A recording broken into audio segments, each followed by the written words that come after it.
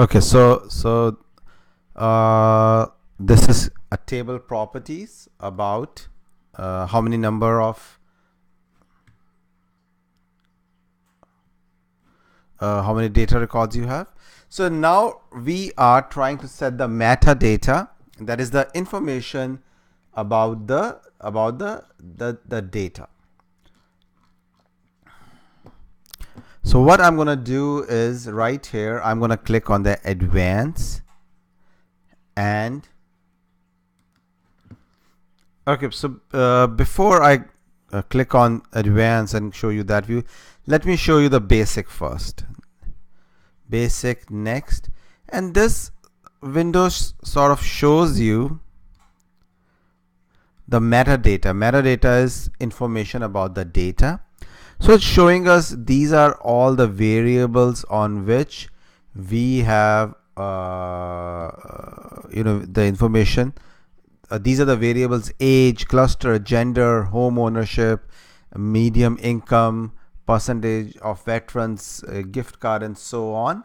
So these are all the variables on which we have information, and what kind of role they are playing. Input is, they are independent variables, and target is, that's what we are trying to make a prediction about. And what kind of variables they are interval, nominal, binary, and so on and so on. So these are all of those. So this, like, if you remember from my presentation from data, we talked there about nominal, binary, interval. So this is sort of the best guess of SAS Enterprise Miner about your data. And some of it might be correct, some of it might not be what you think is right. So if you look at my notes which I provided you, you can go and see I have provided information about each of those variables and what is their description. Actually, I have, towards the end of my handout, I have quite detail about them. Let me see right here. So that's the database I have, and description of each of those variables and what their measurement level should be, which of course, or this document is simply what have been given to you about a data source, and this is what you're seeing here is SAS best guess, which you might want to change a little bit to have to have your data correctly categorized. So you want to go back and click on customize and have certain changes done here under customize, which would be, so we are making certain changes here as what criteria SAS Enterprise Miner is using to classify our data. So right now this thing is doing is anything which has up to 20 different values can be classified as binary. Binary, if you remember from a presentation, binary is 0, 1, male, female things. So we don't want 20 to be classified binary. Let's limit it to 2. And then the other thing is this one, reject threshold. So right now, anything which has more than 20 distinct values are being rejected. That means they will not be used in our analysis, which we don't want to do. We want to keep that. So I change that to 100. So what I'm doing here is I'm sort of changing the criteria as what kind of data fields are acceptable and not, and how they should be classified. Again, please refer to the handout notes which are there to read more about it. So okay, now I have clicked on advance and next, and now you will see that the metadata will look a little bit different from before. So some, see, this got classified as binary and so on. So that's how it looks like. The last change which we will make here is in this data set, input, if you remember, input is let's say you wanna, from another example from a previous, some other presentation which I gave, which on data, I gave you earlier. I want to predict somebody's income by using variables, your age, education, and age, education, and past experience, something like that. So age, education, past experience are your input variables, and I want to predict your income. That's your target variable. So right now in a model, I want to have only one target variable. You cannot have more two target variables, at least unless you're doing something like simultaneous equation modeling. So I'm going to limit myself to predicting only one thing at a time.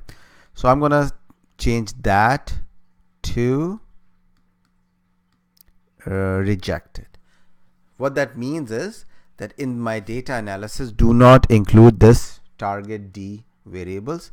Just use target B because that's what I want to keep in my data set. Next. Yes, that's fine. Yes. Next. Next.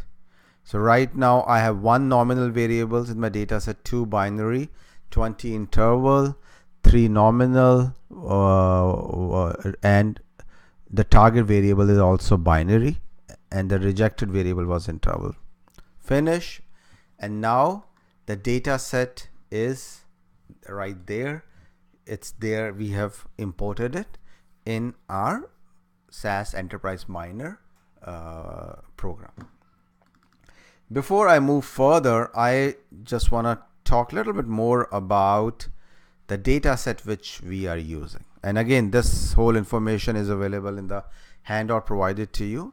So there's this data set about National Veterans Organization who wanna, send email to donors to, donate money to their organization. And what their concern they are seeing is they are seeing lapsing donors. That means individual whose donation, whose last donation was 12 up from 12 to 24 months back. So they have not given any money after this time period. And this charity had this campaign 97NK, that's what the data set name is. So they got more information from these people who have not given money from some time, and so they get more responses from them based on a greeting card sent to them. And so they collected data about these people, and this is the data we get. So again, we had people who have not donated money to us from in any time in last 12 to 24 months. We send them a greeting card with a survey as to the reason why they are not sending us money, and we got a 5% response rate from these people. And now with this data collected, we want to make a prediction, or we want to make a decision that should we pursue these people who have not given us money for quite some time. Should we again ask them for money or not? So this is all the data we have: age of that person, demographic cluster, their gender, whether they are a homeowner, their medium income, their gift average in 36 months, all time, and so on and so on. So there's all this information which we have. And so this is what our target is, our target or our dependent variable, which we are trying to predict. And if you want to get more information about this data source, it's available right there under that link. Okay.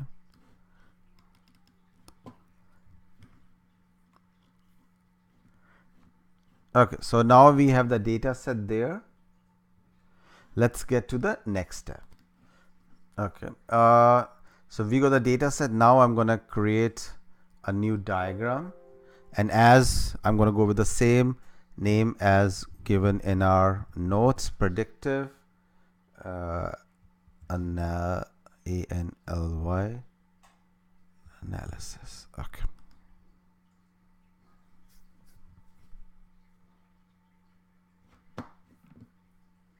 Okay, so up till now in this video, we got our data set here, we created a diagram, and we also have our library setup. So those three things are done, and now the time has come to further to explore the data, which I will show you in the next video.